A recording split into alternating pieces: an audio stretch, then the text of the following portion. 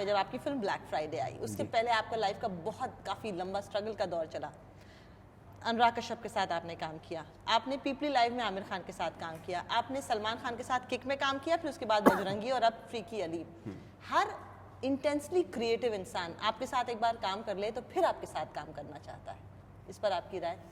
हाँ, ये because of मैं भी शायद जैसे मैं जिस भी डायरेक्टर के साथ एक बार काम कर लेता हूँ, वो हमेशा वो सोचते हैं कब मौका मिले कि भाई उसके साथ फिर से दोबारा काम, नॉट बिकॉज ऑफ के काम की वजह से बट बिहेवियर की वजह से भी, क्योंकि मेरा हमेशा ये रहता है कि मैं अपने डायरेक्टर को जो वो सोच रहा है, जो चाह रहा है एक्चुअली, मैं तो अपने दिमाग में बहुत सारी चीज़ें बना के ले आऊँगा कि इस तरीके से परफॉर्मेंस करूँगा, बट एक्चुअली जो मेरा डायरेक्टर चाह रहा है उस पर मुझे उसको सुनना बहुत ज़रूरी है।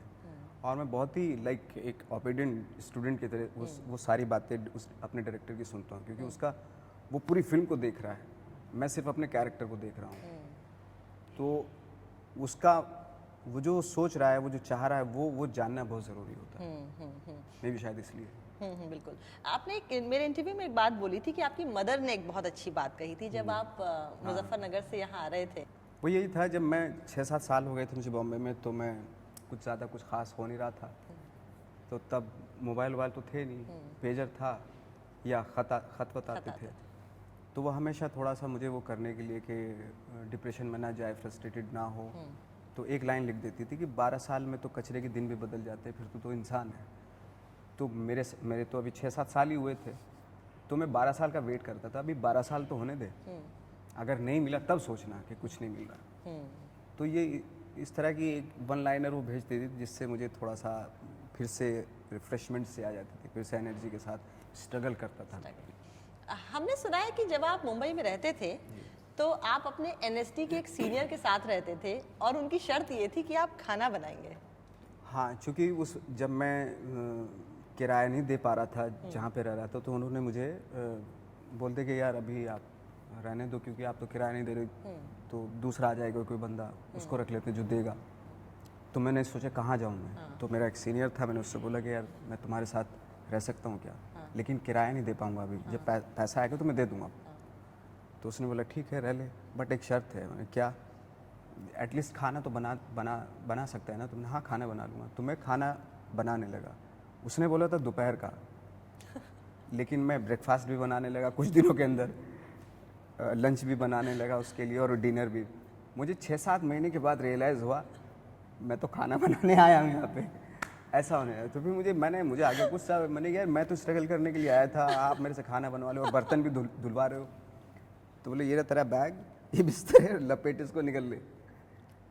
और मैं लेके निकल गया, और जब मैं निकला मुझे सड़क पे जाके रियलाइज हुआ मैं जाऊँगा कहाँ, खाना ही ठीक है, खाना बना लेता हूँ। हाँ खाना ही बना लेता, इससे अच्छा तो वापस गए आप उसके? नहीं, वापस नहीं गया। फिर ये मेरे उस वक्त पे मेरी लाइफ में ही हो गया कि मेरा बैग कहीं और है, बिस्तर कहीं और है, टॉवल कहीं और था, कपड़े कहीं और थे। तो मैं नहाने कहीं और जाता था, खाने कहीं और जाता था, है ना, तो ब्रश करने कहीं और जाता था, ऐसा।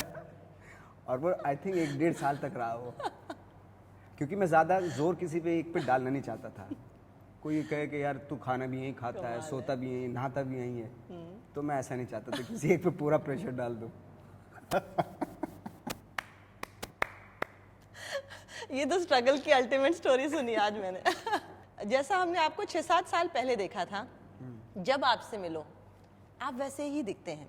बाकी मेरा तो काम ही इंटरव्यू करना, मैं तो 13 साल से इंटरव्यू कर रही हूँ। आप साल भर के बाद मिलिए तो उनकी टीम में एक आदमी और जुड़ जाता है। हाँ। एक इमेज मैनेजर, एक फलाने मैनेजर, एक धमाके मैनेजर, एक फोटो ऑप, एक फेसबुक, एक ट्विटर। तो ये आपके पैर जमीन पे कैसे रहते हैं आखिर?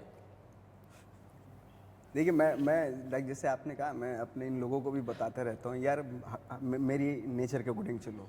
मैं कोई फिल्मी मतलब मैं नहीं चाहता हूँ कि जिस तरीके से सब बिहेव करते हैं वैसे मुझसे करवाओ तुम, मुझे अपने तरीके से रहना, मैं ऐसे ही हूँ, ऐसे खुश हूँ मैं। तो काफ़ी तू में भी होती है मेरी बंदों के साथ मेरी तू में मुझे इस बात को लेके, बट मैं चाहता हूँ कि मैं वैसे ही रहूँ जैसा हूँ, क्योंकि उसी चीज़ की वजह से मुझे चीज़ें मिली, काम मिला।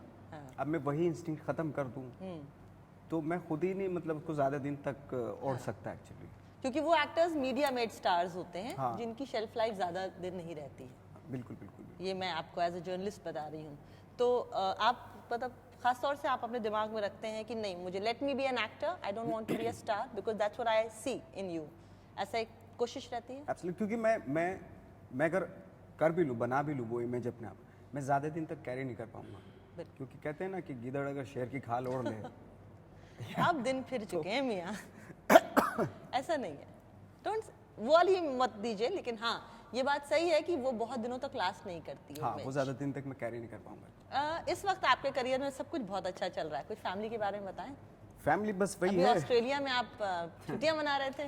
हाँ, काफ़ी टाइम के बाद अपनी फैमिली को लेके गया बाहर, तो बहुत अच्छा लगा। क्योंकि ऑफ कोर्स फैमिली को भी टाइम देना बहुत ज़रूरी है, क्योंकि मैं कंटिन्यूसली काम करता जा रहा था, तो फाइनली मुझे लगा कि यार चलना चाहिए थोड़ा बाहर। और आप अपने बच्चे आलिया और आपके बेटे का नाम क्या है? शौरा है। शोहरा का मतलब क्या होता है? शौरा।